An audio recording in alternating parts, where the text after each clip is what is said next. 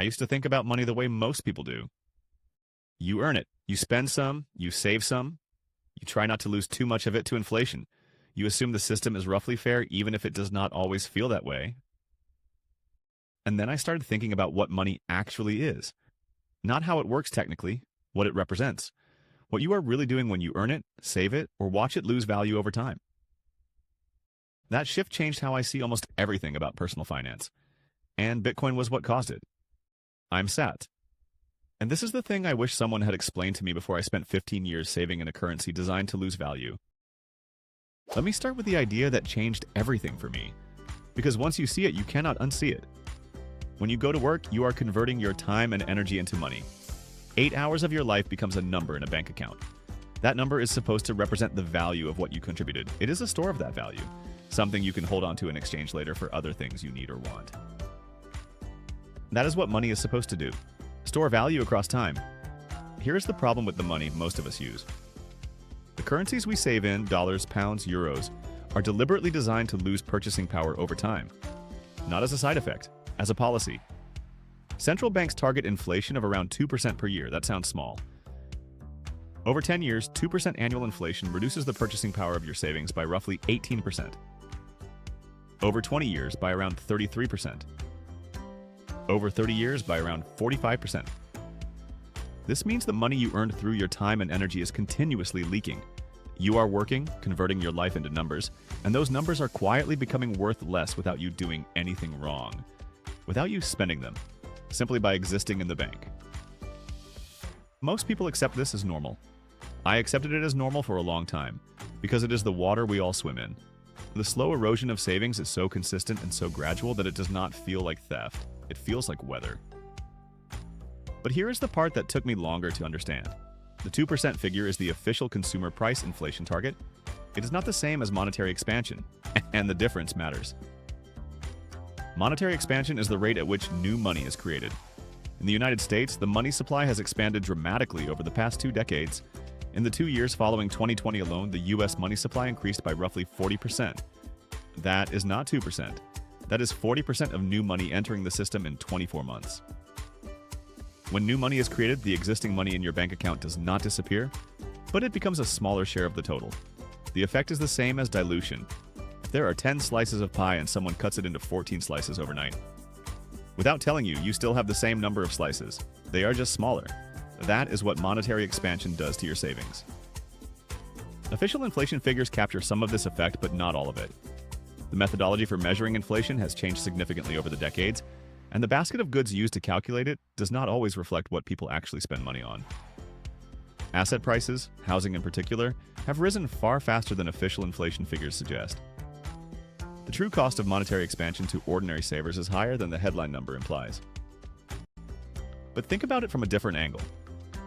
Imagine you had a different kind of money. One where the supply was fixed, where no government or central bank could create more of it, where the rules were written into the mathematics of the system itself rather than decided by committees, where your savings, your stored time and energy could not be diluted by the decisions of institutions you had no vote in and no control over. That is what Bitcoin is. There will only ever be 21 million Bitcoin. Not because someone decided that was a good number and might change their mind later, because it is encoded into the protocol itself and would require the agreement of the entire Bitcoin network to change.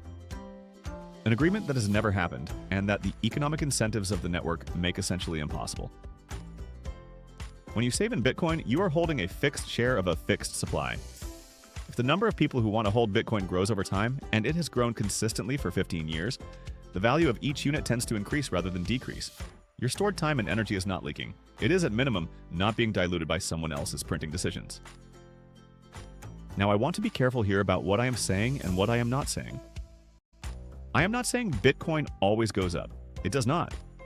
The volatility is real and significant, and I have covered that honestly across many videos on this channel. I am not saying you should put all of your savings into Bitcoin. I am not giving you financial advice. I am describing a shift in how I think about what money is and what it is for. The shift is this. Once you understand that fiat currency is designed to lose value, and once you see an alternative that is designed not to, you start asking different questions about your savings. Not just where to put them, but what kind of money you want to hold your stored time and energy in. That is a question most people never ask because they have never been presented with a genuine alternative.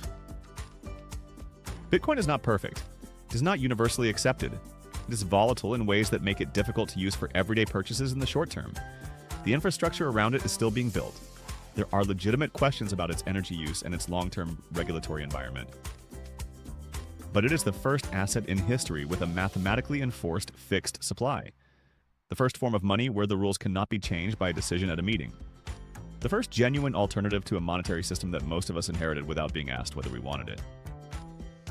That does not mean you have to own it. It means you have a choice that previous generations did not have. And understanding that choice starts with understanding what money actually is. Your time is finite. Your energy is finite. What you convert them into and whether that store of value holds over time is one of the most important financial questions you can ask.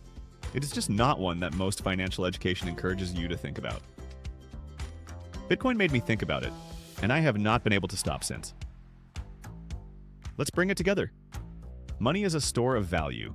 What you earn by converting your time and energy should hold its value over time so you can exchange it later. Fiat currencies are designed to lose purchasing power at around 2% per year.